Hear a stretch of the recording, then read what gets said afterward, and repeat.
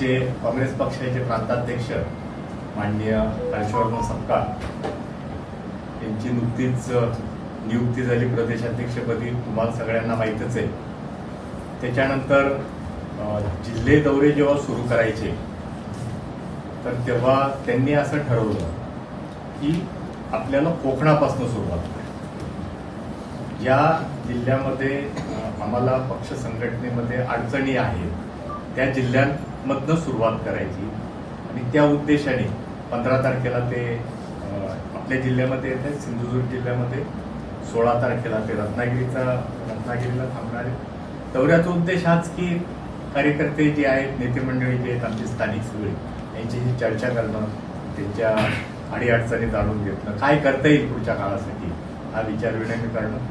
15 तारखेच्या कार्यक्रमाची पूर्वतयारी म्हणून या सर्व नेते मंडळीशी चर्चा करण्याच्या उद्देशानं आज आम्ही इथं आलो सगळेजण, याची चर्चा झाली आणि 15चा प्रोग्राम हा नक्की झालेला आहे। 15 तारखेला मिनिट टू मिनिट प्रोग्राम जो आहे ते आमचे जिल्हाध्यक्ष साहेबांची, वकील साहेब, हे जयता मुखर्जी, हे सगळे आपल्याला मिनिट टू मिनिट प्रोग्राम तयार करून देतील।